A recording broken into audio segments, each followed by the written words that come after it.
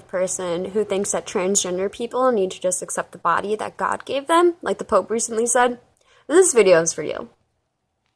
I just think there's a lot of things out there that aren't quite common knowledge that will hopefully sway your opinions on the matter. So, in 2010, Antonio Guillamon published a study done on cisgender and transgender individuals, looking at the white matter in their brains. What he found was that trans men had masculinized white matter and trans women had androgynous white matter. None of these transgender folk had gone through any type of hormone replacement therapy.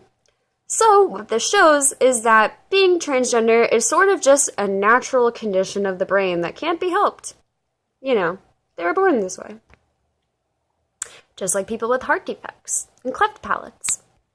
And people who are hearing impaired and vision impaired and have diabetes and who have more mood disorders. They're all just born that way. And they accept the body that God gave them. Okay, that's a little obnoxious, but I hope you get my point. And yeah, while some of those conditions are more serious than others, think of it this way. When you're depressed, basically something in your brain isn't going right that makes you feel really uncomfortable. So we give you a pill that helps you thrive.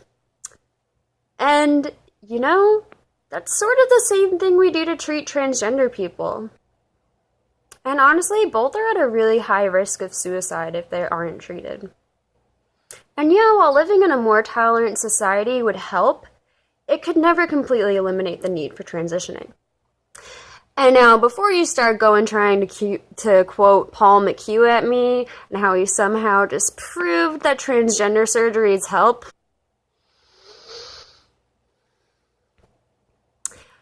that article he wrote for the Wall Street Journal where he quoted that Swedish study, that one done by Cecilia DeHenge, where she specifically says that it's not meant to prove whether or not transgender surgery is efficient.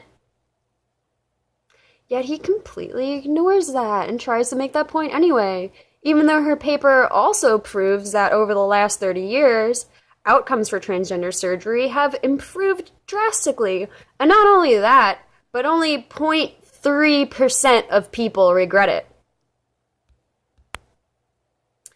And yeah, 0.3 people regretting it is worth looking into and worth talking about. But it's also worth paying attention to the fact that 99% of people who get the surgery think it's successful and helps their lives.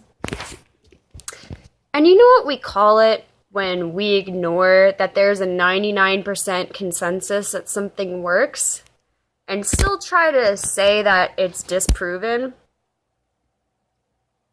We call that transphobia.